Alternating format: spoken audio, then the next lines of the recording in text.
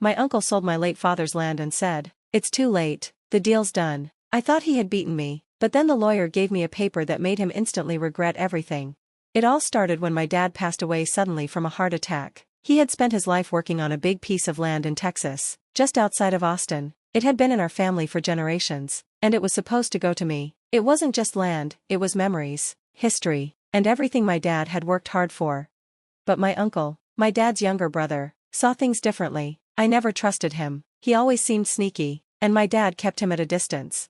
After my dad died, my uncle acted supportive. He showed up at the funeral, pretended to care, and even gave a speech about how much my dad meant to him. But looking back, I realize he wasn't really grieving, he was planning. He kept asking about my dad's will and seemed too interested in the estate, but I was too lost in grief to see what he was doing. One day, a friend of my dad's called me and said, "You need to check on the land, something's not right." I rushed over and saw a "for sale" sign with a big "sold" sticker on it. I felt sick. I called my uncle, but it went straight to voicemail, so I drove to his house and banged on his door. When he opened it, he was smirking. "What did you do?" I asked, my voice trembling. "Sold the land," he said casually. "Got a great deal on it, too. You had no right." He held up his hand to stop me. "Actually, I did. Your father never officially transferred it to you. The will had issues, and since I was next of kin, I handled it." I froze. I knew my dad hadn't updated his will. He had planned to but never got around to it, and my uncle had used that against me. "You stole it," I said, my voice shaking. "It's too late," he shrugged. "The deal's done." I wanted to scream, to hit him, but instead, I turned and walked away. I had one thing my uncle didn't, a lawyer. I went straight to my dad's lawyer and told him everything. The lawyer listened, then pulled out a folder. "Your father might not have updated his will," he said, "but he did something even better." He handed me a paper. I looked at it and my eyes widened. It was a transfer deed. My dad had legally transferred the land to me years ago. It was mine all along, and my uncle had sold something he didn't own, and that meant he was in big trouble. I held the paper so tightly my knuckles turned white. My uncle thought he had beaten me, but now everything had changed. I looked at the lawyer. "What does this mean?" "It means," the lawyer said, leaning back in his chair, "your uncle committed fraud. He sold land that wasn't his to sell, and that's a serious crime." My heart was pounding. The anger I'd been holding in for weeks was now pure determination. My uncle thought he was clever, but he'd just trapped himself. "Can we undo the sale?" I asked. The lawyer nodded. "Yes, we can, and the buyer, whoever they are, has a legal case against your uncle. This could ruin him financially. If he can't fix it, he might even end up in jail." I took a deep breath, letting it all sink in. My uncle was about to face the consequences, and I was going to make sure of it. I didn't call or text. I went straight to his house. When he opened the door, he still had that smug grin. "What now?" he said, pretending to be annoyed. I didn't speak. I just handed him the paper. He grabbed it, read it, and I watched his face turn pale. His hands started shaking. "Now you understand," I said, crossing my arms. He looked at me, his mouth opening and closing like he was trying to speak but couldn't find the words. "You sold something that wasn't yours," I said. "That's fraud. That's a crime. And the buyer? They're going to come after you once they find out." His fists clenched. I didn't know." "Yes, you did," I snapped. "You just didn't think I'd catch you." I let him process that before saying, "My lawyer's filing a lawsuit tomorrow. You're going to pay back every cent from that sale, or you're going to jail." His face twisted in panic. "Wait, let's talk about this." "Talk?" I stepped closer. "You didn't want to talk when you stole from me. You laughed in my face and said, 'It's too late.' Well, guess what, Uncle? It's not too late for me." His hands were shaking. I don't have the money," he stuttered. I shrugged. Not my problem, but I knew things were about to get so much worse for him. The next day, my lawyer sent a notice to the buyer, someone I hadn't met yet. It turned out to be a real estate investor planning to build a shopping center on the land. When they found out my uncle sold them stolen property, they were furious. Their lawyer acted fast. They demanded my uncle return the money right away, or they'd sue him for everything he owned. My uncle called me, his voice trembling. "You don't understand. I already spent most of the money." I laughed. "Then you'd better figure something out. Maybe sell your house, sell your car." I didn't care about his excuses. My uncle begged and pleaded, but it was too late. The IRS got involved, and things got much worse for him. My lawyer found out my uncle hadn't just committed fraud, he also messed up with the IRS. He didn't report the land sale properly, which was a huge mistake, and once the IRS got involved, they started looking into his finances. They found out he had been avoiding taxes for years. Now, he was in big trouble with them, and that kind of trouble doesn't just go away.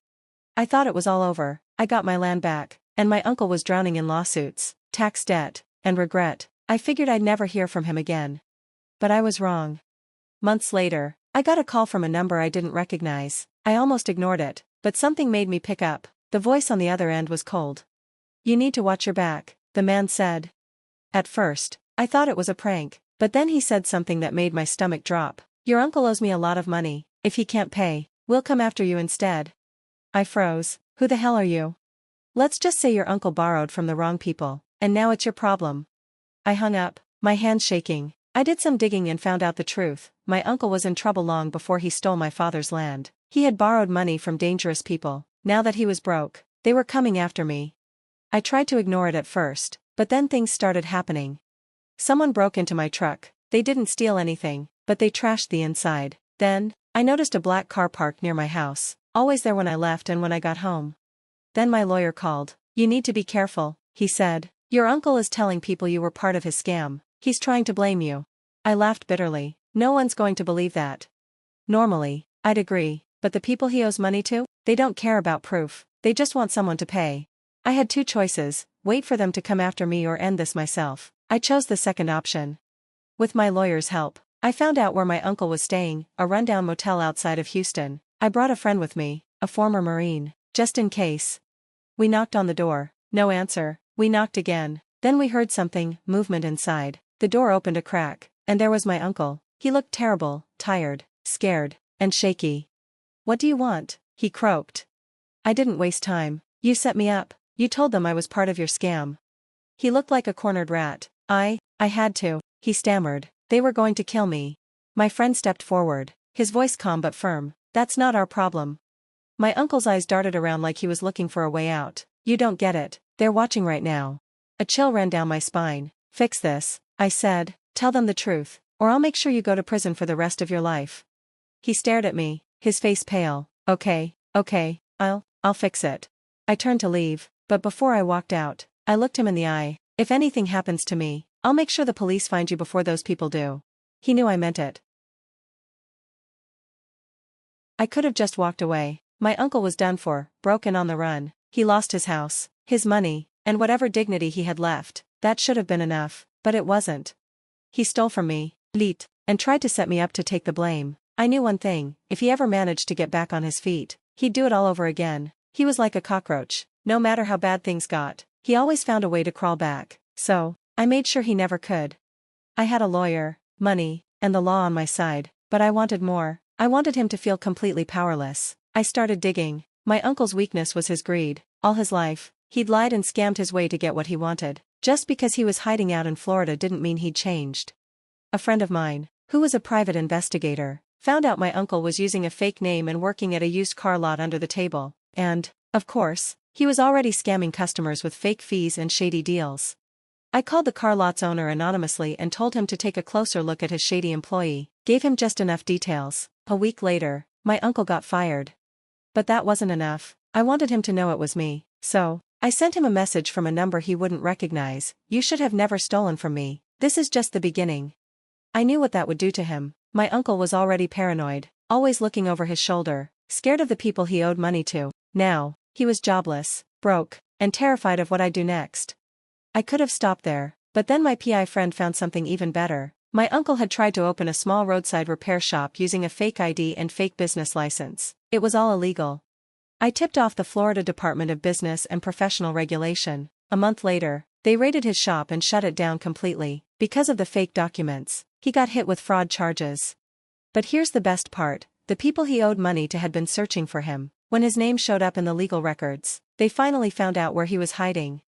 The last I heard, my uncle ran again. He disappeared completely. No phone, no address, nothing. Someone mentioned seeing him living out of his car somewhere near the Everglades. No job, no friends, nothing left. The man who thought he could do whatever he wanted was finally ruined. And me? I stood on my father's land, feeling the wind on my face, the land my uncle tried to steal from me, and I smiled, because I won. And my uncle? He was never coming back.